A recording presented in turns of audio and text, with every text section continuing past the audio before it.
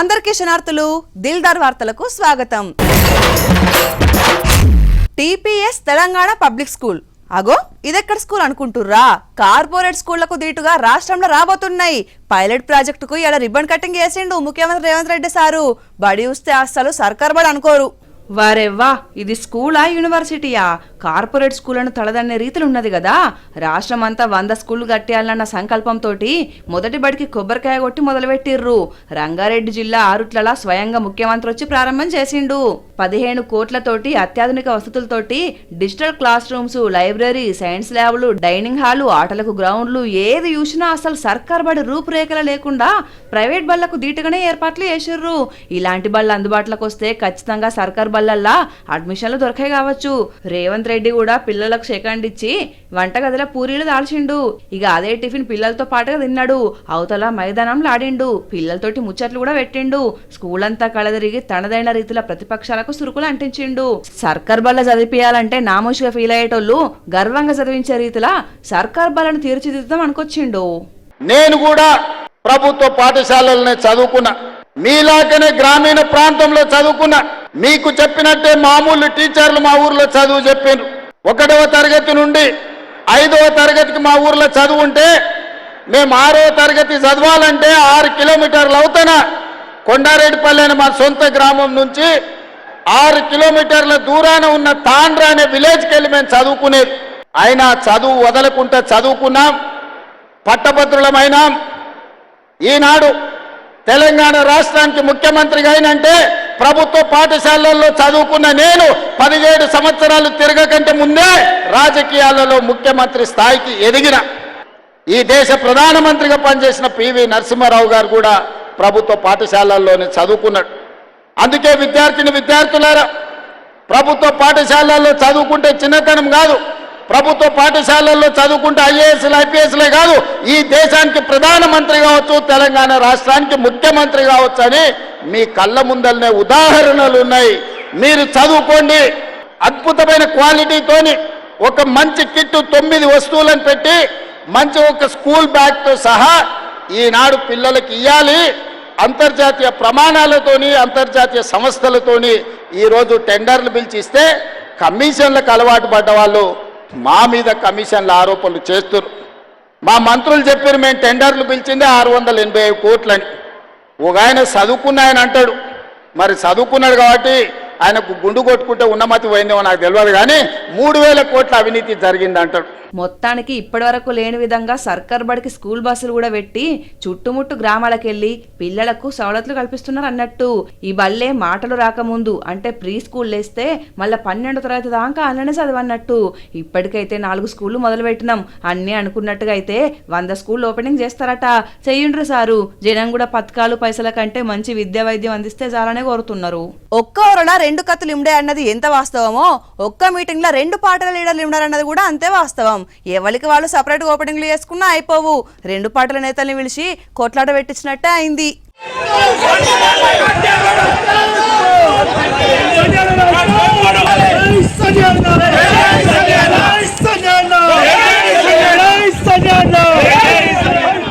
జగిత్యాల జిల్లా ఎంపీకి ఎమ్మెల్యేకు నడుమ తగ్గఫర్ నడిచింది.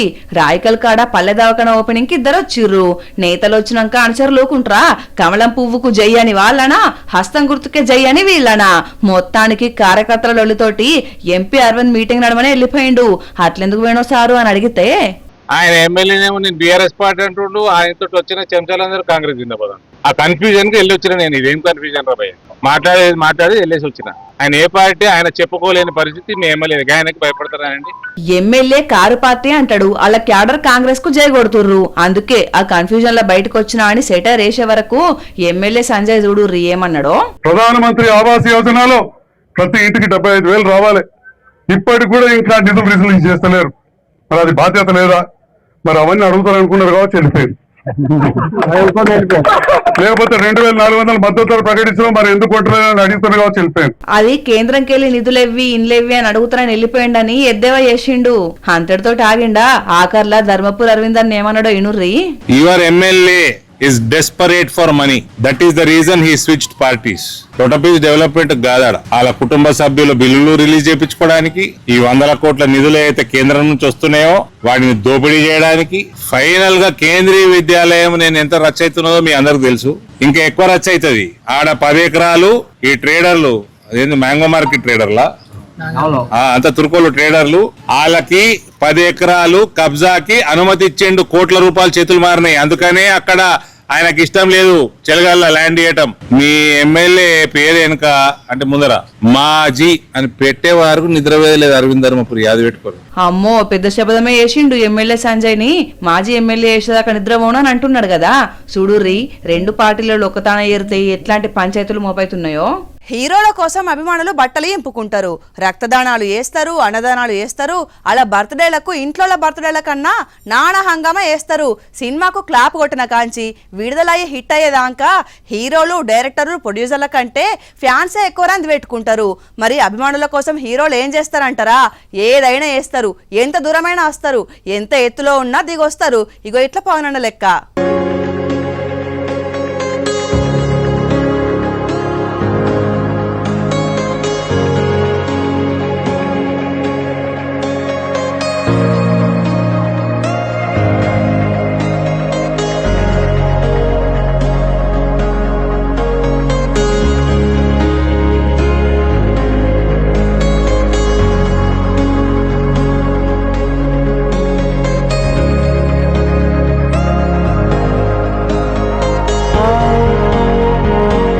ఇది కదా అభిమానికి హీరోకు నడుమ ఉన్న బంధం. ఇది రక్తబంధం కాదు, స్నేహబంధం కాదు, కానీ ఆ రెండిటికి మించిన ఏదో అనుబంధం. హీరోల కోసం అభిమానులే ఆరాటపడతారనుకుంటాం, ఫ్యాన్స్ కోసం హీరోలు కూడా అంతే ఆరాటపడతారు. మాటిచ్చినట్టుగా నిరంజన్ చూస్తందుకు హన్మకొండ గదిలిండు అజ్ఞాతవాసి. గబ్బర్ సింగ్ను చూసి మా ఓజీ అని మురిసిపోయిండు అభిమాని. ఇన్నొద్దులు సినిమాలలో చూసిన హీరోను తన ఇంట్లే తన పక్కనే చూసే వరకు ఆనందం ఆపుకోలేకపోయిండు. ఆరోగ్యం మంచిగుండాలని ప్రసాదం పట్టుకొని పోయిండు చిన్న సీఎం. నీకోసం ఇప్పుడే కాదు మళ్ళా కూడా వస్తా అని మాటిచ్చిండు. ఓజీ 2 తీస్తే నువ్వే స్పెషల్ గెస్టు, మనం ఇద్దరం కలిసి సినిమా చూద్దామన్నాడు. ఇక అభిమాని కోసం కదిలొచ్చిన పవనన్నను చూసి నువ్వు మా బంగారం అని మెచ్చుకుంటున్నారు ఫ్యాన్స్. ప్రేక్షకులే దేవుళ్ళుగా భావిస్తారు హీరోలు, హీరోలను ఆరాధిస్తారు అభిమానులు. వీళ్ళది కూడా మామూలు బంధమేమి కాదు చూడురి. ఏదేమైనా నిరంజన్ ఆరోగ్యం మంచిగుండాలి, పవనన్న సినిమాలు ఇంకెన్నో చూసి మురవాలి అని ఆ దేవుణ్ణి కోరుకుందాం.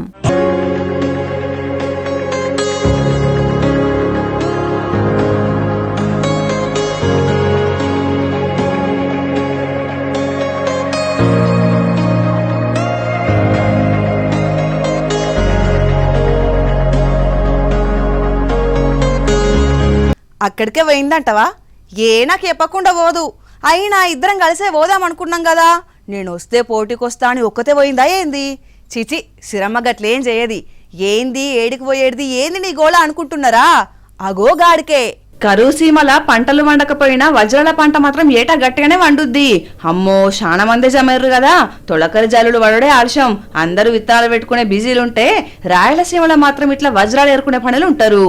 ఏం దొరికినా ఈ నెల 2 నెలలే మొదటి చినుకులకే రాళ్ళు తేలి రంగురంగులుగా మెరుస్తాయి. అదృష్టం మంచిగా ఉండి ఒక్కడు దొరికినా కోటీశ్వర్లు దాక్కున్న లక్షాధికారులైతే పక్కా. అగో అదే ఆశతోటి ఏటా వానకాలం ఆరంభంలా ఎంతో ఓపికతోటి పొద్దుగాల మొదలు పెడితే పొద్దుకే దాకా దేవలాడుకుంటారు.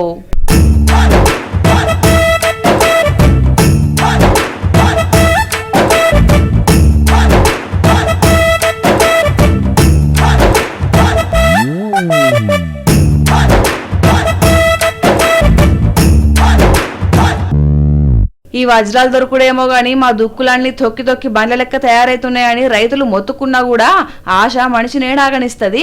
100 కొద్ది జనాలు వేరే రాష్ట్రాలకెంచి కూడా చిన్న పెద్ద ముసలి ముతకాని భేదం లేకుండా ఆ అంతగదిలో వచ్చి వాళ్ళ అదృష్టాన్ని పరీక్షించుకుంటారు. రాయల కాలం రాశులు ఓసి అమ్మే వజ్రాలు ఇప్పుడు కూడా భూమిలోపట రాశుల కొద్దున్నాయంటారు. అన్నున్నా అల్లున్నట్ల చెనన్నట్టు వజ్రాలు దాగున్న రాయలసీమ కరువు సీమగానే పేరువైంది. ఏదేమైనా ఈ ఏడు ఎవలకు వజ్రాలు దొరికే భాగ్యం ఉన్నదో ఎప్పుడో లక్షాధికారులయ్యే రాతున్నదో. పైసల కోసం ఏటీఎంలకు పోయే పబ్లిక్ కంటే పైసలు కొట్టేసేందుకు పోయే దొంగ బద్మాష్గాళ్లే ఎక్కువ మోపారు కదా. ఏటీఎం మిషన్లకేవో రబ్బర్లు అతికిచ్చి కస్టమర్ల పైసలు కమాయిస్తున్నారు కొందరు. ఇక క్యాష్ తీసుకునే తందుకొచ్చే జనాలకు మాయమాటలు చెప్పి వాళ్ళ కార్డులను మత్పరిచి సొమ్ము కాయేస్తున్నారు ఇంకొందరు. అసలు ఏటీఎంలంటే బ్యాంకోళ్ళు మా కోసమే రోడ్ల మీద పెట్టారు అన్నట్టు రెచ్చిపోతున్నారు దొంగ బద్మాష్గాళ్ళు. ఇగో చూడు గిళ్ళు ఎంతకు తెగించిర్రో. వారిని గింత భయం కూడా లేదు కదా ఈ బద్మాషగాళ్లకు. అగ చూడుర్రి, ఒక పక్క రోడ్ల మీద వాహనాలు వస్తూనే ఉన్నాయి, వీళ్ళు మాత్రం ఏటీఎంకు సూటి పెట్టే పనులు పడ్డారు. ఒకడు ముందుగాల దిగి అంతా రెక్కి వేసిండు, అటెంకాల కారును తీసుకురమ్మని ఇన్ఫర్మేషన్ ఇచ్చిండు. ఇంకేంది, ఇలా సామాను తీసుకుపోయే మూవర్స్ ప్యాకర్స్ లెక్క దర్జాగా ఏటీఎం ముంగల్నే పెట్టిర్రు బండిని. ఆల్రెడీ ఏటీఎం ను ఎత్తుకుపోయేందుకు తాళ్ళు తలుగులన్నీ బందోబస్తుగా తీసుకొచ్చిర్రు. ఇక మిషన్ ను మాయం చేసుడే మిగిలింది. అగ చూడుర్రి, రోడ్ల మీద ఆపిన బండ్లకు టోయింగ్ కేసు లాక్కపోయినట్టు ఏటీఎం కేసు కట్టి రుతాళ్లను. ఇక 2-3 మలకల తిప్పలవాడి ఆయన మిషన్ ను కార్లు వేసుకుని మాయమారు దొంగ బద్మాషాలు. అనంతపురం జిల్లా బుక్కరాయ సముద్రంలో జరిగింది ఇది. ఆయనతో ఎత్తుకుపోయిన ఏటీఎం ను ఖాళీ చేసి అందులో పైసలు మొత్తం ముళ్ళగట్టిరట. ఇక ఎవరికి అనుమానం రాకుండా ఉండాలని సింగనమల మండలం ఆకులేడులా దాన్ని పెట్రోల్ వేసి తలగబెట్టిర్రు. ఎస్బీఐ ఏటీఎం మాయమైందని బ్యాంకులు పోలీసులకు కంప్లైంట్ పెట్టే వరకు సీసీటీవీల ఆధారంగా విచారణ చేస్తున్నారు పోలీసోళ్ళు.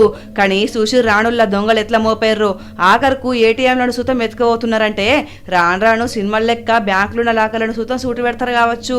మరి అప్పటిదాకా రాకుండా పోలీసులే చూసుకోవాలి సుమి. బగ్గ ట్రాఫిక్ లో తిరిగినాక ఇంటికి పోతే చెవుళ్ళల్లో జరసేపు అవే ఆరన్ మూతలు ఇంజన్ సప్పులు వినిపిస్తుంటాయి. అది జాలదన్నట్టు ఒక్కోడు పక్క పొంటే వచ్చి కుయ్యాని ఆరన్లు కొడతారు, రై రై అని రేజ్ చేస్తారు. అబ్బా, ఒక్క తిప్పలగాది బండ్లతోటి. అట్లాంటప్పుడే అనిపిస్తుంది వీటికన్నా కరెంటు బండ్లే నయమని. పక్కకున్న గింత శబ్దమే ఉండదు. ఆ సప్పుడొచ్చే బండ్లని ఇగో గిట్ల చెయ్యాలి.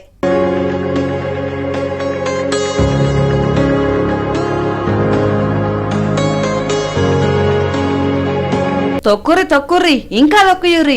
ఆహా, అట్లా దొక్కిస్తుంటే చెవులకు ఎంత ఈనసొంపుగున్నదో. లేకుంటే మందిగండన బండ్లేసుకొని సైలెన్సర్లతోటి పానం తింటారు, కావలసుకొని గల్లీలల్లా గాలి గాబరేస్తారు. అట్లాంటి బండ్లన్నీ పట్టుకొచ్చి విశాఖపట్నంలో ఒక్కతానేసి తొక్కిచ్చి తుక్కు వేసిర్రు. విశాఖపట్నం బీచ్ రోడ్లా బరితెగించి రేసింగ్లు వేసుకుంటా జనాలను భయపెడుతుంటే ఊకుంట్రా పోలీసులకు కంప్లైంట్లు పెట్టిర్రు. అందుకే దగ్గర 100-150 బండ్లకున్న సైలెన్సర్లను వీకి పాకం పెట్టిర్రు. రేసింగ్లతోటి దూసుకుపోయే పోకిరిగాల స్పీడ్ కు బ్రేక్లు వేసిర్రు. మళ్ళా తేపగిట్ల వేస్తే 6 నెలలు జైల్లో పెడతామని బెదిరించారు పోలీసులు. అయినా అదేం సోకో ఏమో, రేసింగులు చేయాలంటే పోటీలకు పోవాలే గాని జనం నడమ ఏం సోకురా నాయన. తల ఓ తిట్టు జాపిస్తుంటే మీకు మాత్రం ఏం మంచిదైతుంది రవారి. మీరు గట్లా రేస్ చేసుకుంటా సప్పుడు చేసుకుంటా పోతే అబ్బా మోతవారు అనుకుంటారని ఫీల్ అవుతారు గాని అట్లా ఎవ్వరు ఫీర్ గారు. ఏమొచ్చింది గీనికి అని బండ బుతులు తిడతారు. మీకు ఎట్లా చెప్తే అర్థమైద్దో ఏమో, ఇగనన్నా మారుర్రి.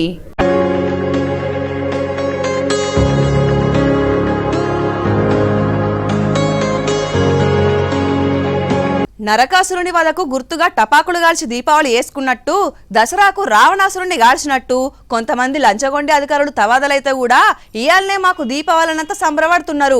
టపాకులు గాల్చి మిఠాయిలు పంచుకుంటున్నారు. ఇంతకన్నా అవమానం ఇంకోటి ఉంటుందా? చూడుర్రి.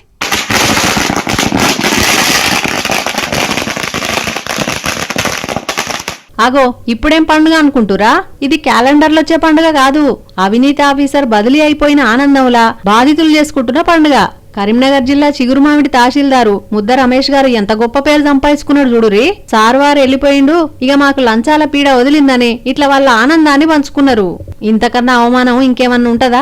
ఏం పని చేసినా ఎంత సంపాదించినా 10 మంది మెచ్చుకునే తీర్లు ఉండాలి. మనం అసుంట బొంగనే ఇట్లా తిట్టుకునే తీర్లు ఉండొద్దు కదా. బాగా పోయిందనే పేరు సంపాదించుకోవద్దు కదా. కుర్చీ దొరికింది కదా అని మందిని పీడించుకు తింటే వాళ్ళ రియాక్షన్ ఎట్లుంటదో చూడుర్రి. ఇగో అవినీతి అధికారులు చూస్తున్నారా?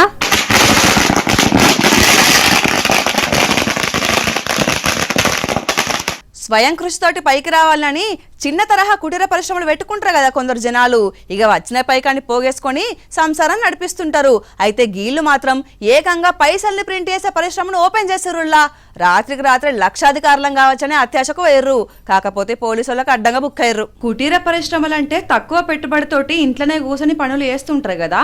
అయితే నల్గొండ జిల్లా కొత్తగూడెంలో ఉన్న వీళ్ళిద్దరు ఆల్మొగలు మాత్రం కరెన్సీ ప్రింటింగ్ నే కుటీర పరిశ్రమగా మార్చుకున్నారు. ఉపాధి కోసం ఎక్కువగా హస్తకళలు, చేతి వృత్తులు, ఆహార ఉత్పత్తులు తాగుబోతుల తయారీని కుటీర పరిశ్రమగా వేసుకుంటే అల్కగా పైసల్ని సంపాదించాలని ఈ రంగాన్ని ఎన్నుకున్నారట ఈ ఆదర్శ దంపతులు. ఇక యూట్యూబ్లు చూసి డ్యాన్స్లు ఫైట్లు నేర్చుకుంటారు కదా, ఇంకొందరు వంటలు కూడా నేర్చుకుంటారు. కానీ వీళ్ళు మాత్రం క్రైమ్ నేర్చుకున్నారు. దొంగ నోట్లు తయారు చేయడం ఎలా అనే పాఠాన్ని నేర్చుకున్నారట. అందుకే ఇంట్లోనే కలర్ ప్రింటింగ్ పెట్టి కావాల్సిన 500 కాగితాలని ఇష్టం వచ్చినట్టు తయారు చేసుకొని మార్కెట్లో అడ్డగోలుగా చలామణి వేస్తున్నారట. ఇక ఈ ముచ్చట మీద చుట్టుముట్టోళ్ళు పోలీసులకు కంప్లైంట్ చేసే వరకు రైడింగ్ చేసి పట్టుకున్నారు ఇద్దరిని. ఇవల్ల ఇయాల్టి దిల్దార్ వార్తలు. మళ్ళొచ్చే దిల్దార్ వార్తలల్లా మళ్ళా కలుద్దాం. అంతవరకు చూస్తూనే ఉండండి వనితా టీవీ. నమస్తే.